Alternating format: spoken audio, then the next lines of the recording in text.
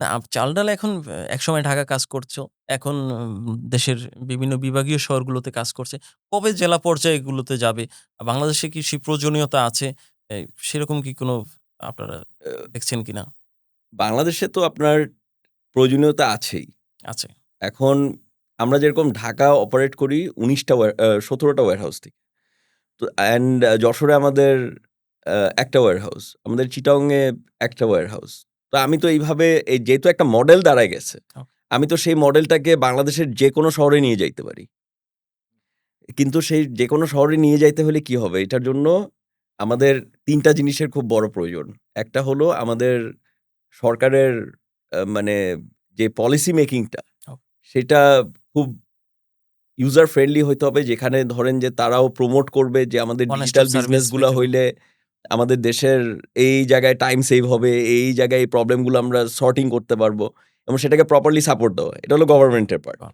Secondly হলো যে আমরা আম ধরেন আমাদের এই যে এক্সপ্যানশনটা হবে, সেই এক্সপ্যানশনটার জন্য আমাদের যে লোকাল যে বড়, বড় কোম্পানিগুলো আছে, যাদের হয়তোবা বড় ডিস্ট্রিবিউশন অলরেডি আছে, যাদের আম মেবি অলরেডি সেই চিন্তাগুলা আছে, সেই জায়গাগুলার মধ্যে তাদের একটা সেটআপ আছে। সবগুলা শহরে যেরকম ধরেন for example if you think about Pran, ওকে।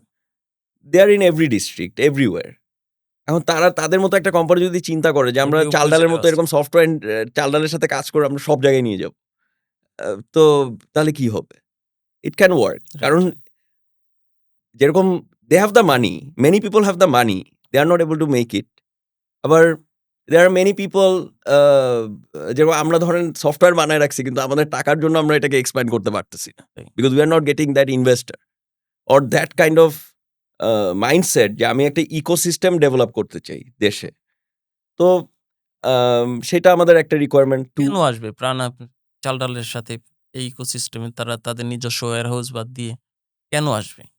এই ইকোসিস্টেমে কেন আসবে? তাদের প্রফিটটা কোথায়? আর ওকে, ইট ইস কাস্টমারের প্রফিটটা দেখেন কোথায় হতে পারে? নাম্বার 1 হলো আমরা সবাই চিন্তা করতেছি আমরা নিজেরা বানাবো। সবাই। মানে everyone thinks like that in Bangladesh. আপনি যেরকম ধরেন আম আ আপনি যদি নতুন একটা বিজনেস করতে চান, ওকে। সে মনে করে ও আচ্ছা চাল-ডাল বানাইতে ৳৫০,০০,০০,০০০ খরচ হইছে। আমার কাছে তো ৳৫০০,০০,০০০ আছে। আমি ১০ টার মতো চাল-ডাল বানাইতে পারি। তাহলে বানাইতে পারতেছেন না কেন? না, সেখানে তো জি আশরাফ ভাই নাই, সেখানে তো ওয়াসিম ভাই নাই। সেখানে তো ইকোসিস্টেমটা নাই। ইকোসিস্টেমটা নাই। তাহলে আপনি কি করতে পারেন? আপনার বেস্ট অপশন কি? আপনার কাছে টাকা আছে, আপনি আসবেন, এসে আমাকে বলবেন যে লাইক ভাই দেখেন আমি এই যে আপনি তো ৩ টা জায়গায় আছেন। আমি আরো ১০ টা জায়গা খুলবো। কারণ আমার তো ক্যাপাসিটি আছে ১০ টা রাইট। জায়গায় খুলার। আছে? কিন্তু আমার কাছে তো ওই বিজনেস মানে আমি তো পারতেছি না। ওই প্ল্যানটা তো নাই। না। এন্ড অফ দ্যা ডে যে যেটার এক্সপার্ট।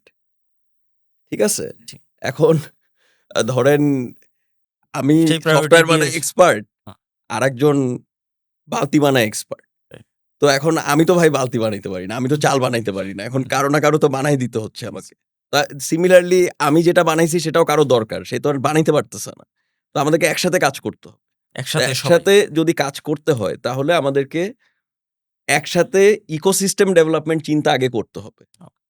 অ্যান্ড মাইন্ডসেট ডেভেলপ করতে হবে। মাইন্ডসেটটা ডেভেলপ করতে হবে। তো সেই দিক দিয়ে আমি একটা এক্সাম্পল দিলাম। এমন না যে like they are not in talk, they don't support us. Right, তারা সবাই আমাদের প্রতি সাপোর্টিভ। রাইট। তাই আমরা ডেভেলপ করতে পেরেছি এই পর্যন্ত।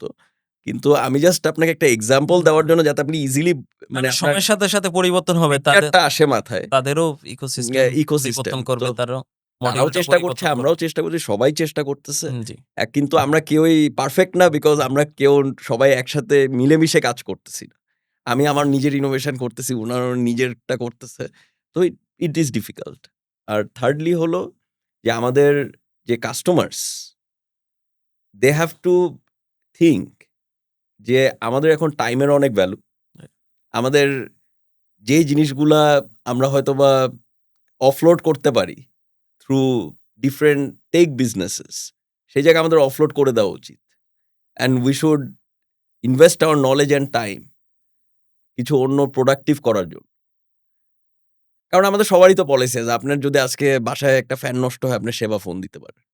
আপনার যদি চাল লাগে, আপনি চাল-ডালে যাইতে পারেন বা রাইট, ইভেন পান্ডা মার্টেও যাইতে পারেন। রাইট। আপনি স্বপ্নেও যাইতে পারেন। Right. I am talking about the online space. Okay. আপনি যদি আজকে আপনার একটা আ ট্যাক্সি লাগে, আপনি উবার পাঠাও বলেন। যাইতে পারেন, উবারও উবারও যাইতে পারেন। তো এটা কাস্টমারদেরকে বিলিভ করতে হবে যে আমরা যারা online platforms, we are giving you a guarantee, a security. যেরকম আপনি যখন খ্যাপে চড়ে চলে যাচ্ছেন একটা জায়গায়, আপনি তো সিওর না যে ওই বাইকারের লাইসেন্স আছে কিনা।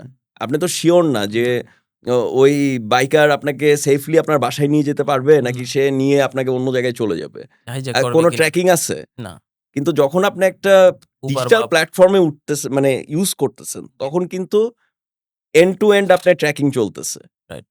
আপনি যখন আমার এখান থেকে একটা বিস্কিটের প্যাকেট কিনেন, আমি কিন্তু জানি ওই বিস্কিটের প্যাকেটটা কোথায় কবে ম্যানুফ্যাকচার হইছে এবং কোথায় থেকে আপনার আসছে? বাসায় আপনি কনজিউম কয়দিনের মধ্যে করবেন। রাইট। তো আমি তো পুরা জিনিসটাকে এন্ড টু এন্ড ট্র্যাক করতেছি। তো সেটা তো একটা বাইরে যখন আপনি দোকান থেকে কিনতেছেন, সে তো আপনাকে সেই ট্র্যাকিং রিপোর্ট দিতে পারবে না।